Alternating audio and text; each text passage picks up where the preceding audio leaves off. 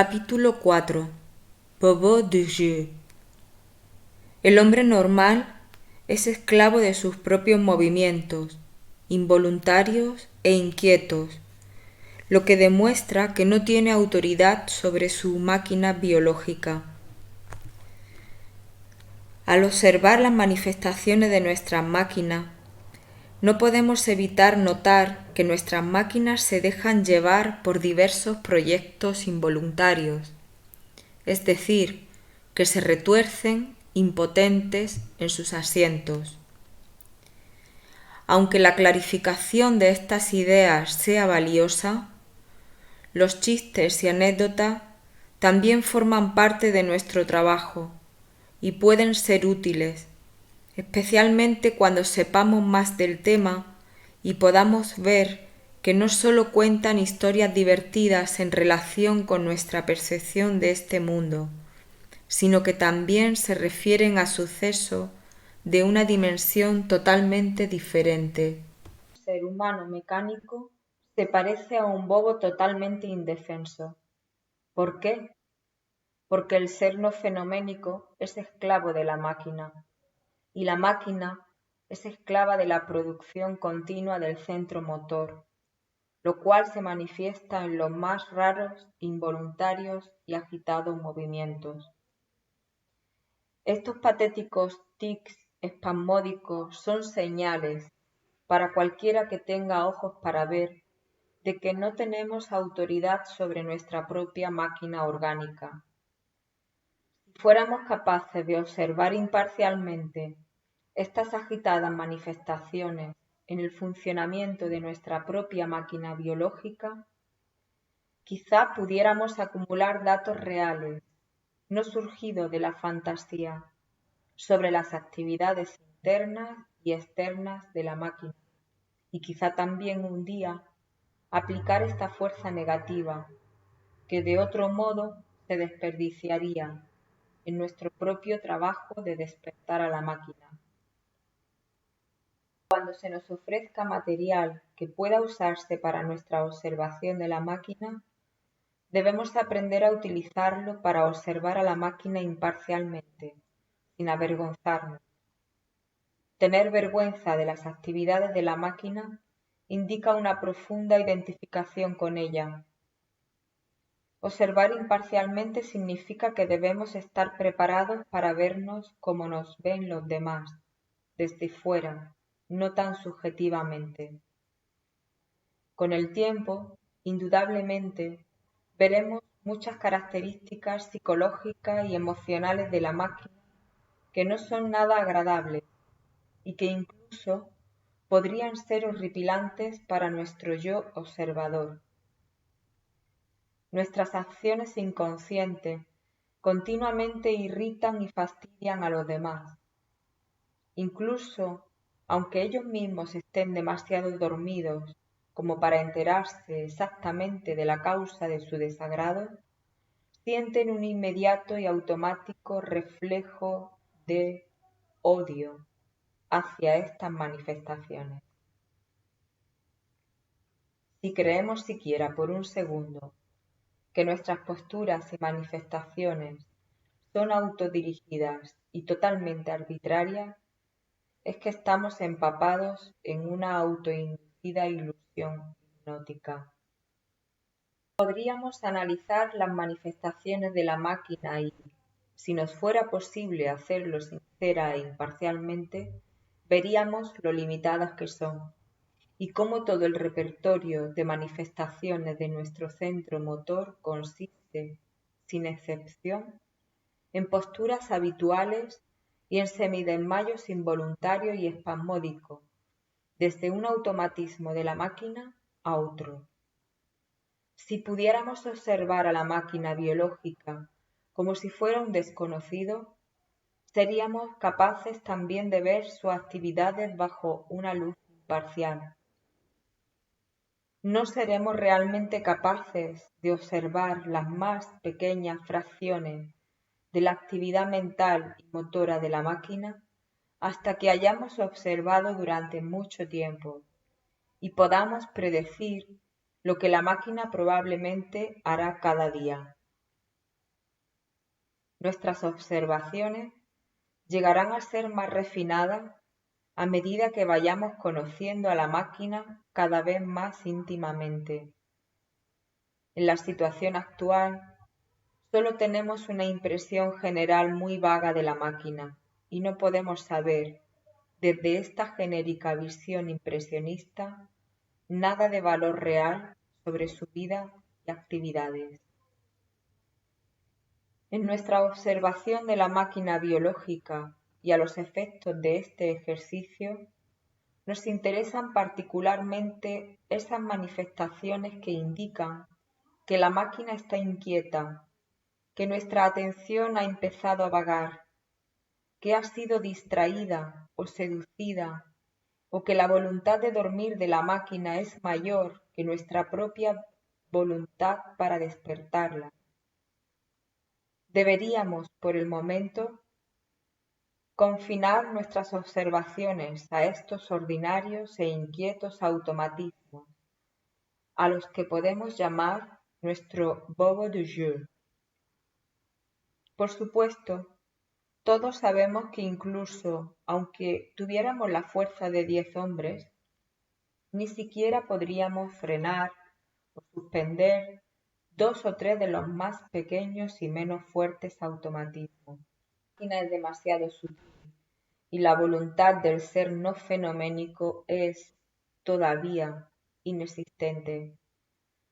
Las sensaciones resultantes de frustración y remordimiento engendrados por nuestro total fracaso en influir en la máquina, ni tan siquiera en lo más mínimo, pueden servir como la fuerza negativa que necesitamos para despertar a la máquina. Entonces podemos observar a la máquina biológica en su estado de despertar y a la vez observar datos reales sobre este desconocido, en el que somos llevados de un sitio a otro durante todo el día, igual que un recién nacido en un cochecito que se moviera por sí mismo. El esfuerzo que hacemos para lograr alguna forma de imparcialidad en la observación de la máquina biológica es mucho más importante que cualquier cosa en particular que observemos en el transcurso de los acontecimientos. En general, cada tipología de máquina biológica es completamente única en su repertorio de automatismos. Una máquina se manifestará del mismo modo que todas las demás de su misma tipología. Para ser capaces de observar realmente el funcionamiento interno de la máquina biológica, debemos poder despertar a la máquina a voluntad, es decir, ejercer la voluntad de la fuente de atención no fenoménica por encima de la voluntad de la máquina de permanecer dormida. Entonces, la observación de la máquina contendrá el factor más importante, la presencia invocada de la fuente de la atención. Esta presencia, aunque sutil y en apariencia impotente, es el factor preciso que provoca que la máquina se convierta de una máquina de placer en un aparato de transformación, de acuerdo con el principio de Heisenberg, la ley que nos dice que el acto de observar altera seriamente lo que está siendo observado. Al mismo tiempo, y debido a que la máquina está despierta durante la observación, la función de memoria del aparato mental superior retendrá los datos obtenidos durante el estado de despertar, para su uso posterior durante el transcurso de la evolución voluntaria. Las observaciones de las actividades internas y externas de la máquina no se deberían limitar al periodo durante el cual estamos todavía emocionados y deseamos aprender algo nuevo acerca de ello. Debemos aprender a hacer esta fotografía de la máquina biológica desde el centro mental superior, en momentos distintos y en estados distintos, no sólo en los pequeños detalles, sino de acciones enteras, y en particular de los espasmódicos e inquietos movimientos a los que llamamos el azogamiento. Podemos usar estos inquietos y tontos automatismos como centros de gravedad para la observación detallada de las actividades de la máquina biológica. Más tarde, después de un periodo largo de este tipo de observación, observaremos a la máquina desde un centro de gravedad totalmente nuevo, el aparato emocional superior, y entonces aprenderemos algo muy diferente sobre la vida de la máquina. Estas fotografías mentales son sinceramente recogidas por una cámara imparcial y disponemos de un número suficientemente grande de muestras de observación para estudiar durante un largo periodo de tiempo, seremos capaces de ver a la máquina con mucha menos subjetividad y podremos conseguir una imagen vivida de la máquina biológica, no solo momento a momento, sino a largo plazo, lo que nos ayudará a entender nuestro trabajo con la máquina en el eterno retorno. Debido a que hacemos estas observaciones con la fuente de la atención no fenoménica, y no sólo con el aparato mental normal y corriente, hemos establecido un puente a través de las barreras entre el aparato mental inferior y el aparato mental superior, y nuestra información, de esta manera, sobrevivirá a la vida momentánea de la memoria normal. La observación de los automatismos de la máquina organiza nuestra atención y nos mantiene en guardia, atentos a cualquier signo de algo inusual que podamos usar para ejercicio más avanzado de nuestra voluntad y para influir sutilmente sobre la máquina. Debemos llegar a entender que la máquina no es un ser real y que no hace falta que sintamos vergüenza de las actividades que realiza en el sueño, pero al mismo tiempo somos los responsables de que aquellas continúen. Es nuestra identificación con la máquina biológica la que proporciona la ilusión de que nosotros mismos jugamos un papel en la vida y de que nuestro papel permanece inalterable, porque tal como estamos al principio, somos totalmente incapaces de ejercer nuestra propia voluntad por encima de la voluntad de la máquina biológica, porque es una máquina y tiene su propia voluntad inconsciente, modificada por su condicionamiento. La máquina biológica podría decir y hacer 1000 cosas tontas que nunca haríamos si tuviéramos elección. Notamos impotentes que se vuelve inquieta en uno de los centros, hace algo terriblemente autodestructivo, y entonces para escapar a las consecuencias de sus acciones, cambia rápidamente a otro centro, luego a otro, y así va la cosa. Estos tontos, destructivos y despilfarradores automatismos del centro motor nos deberían indicar, como si nos hiciera falta esta demostración adicional, que la máquina está claramente dormida y que el centro motor es la fuente de la mayoría de nuestras manifestaciones. Después de un largo periodo de observación de la máquina biológica, puede que lleguemos a tener miedo de la máquina. Puede que incluso lleguemos a sentir que la máquina es nuestro enemigo más mortífero, solo porque nos estropea la vida, arruinando sistemática y previsiblemente cualquier impresión positiva que nos gustaría causar en nosotros o en los demás. ¿Cómo podemos manifestar la belleza de la verdad absoluta cuando en medio del crescendo estético sucede que la máquina biológica inexplicablemente y sin nuestro permiso se pone a hurgarse la nariz en público? podríamos vernos encadenados a los hábitos, gustos, simpatías y estados de ánimo de la máquina, con la cual no tenemos en absoluto nada en común. Y cuando la máquina funciona como un reloj, enterrando nuestra más elevada atención en el sueño sutil de la rutina, es aún peor, porque no podemos ver el sueño cuando todo está tranquilo en el exterior.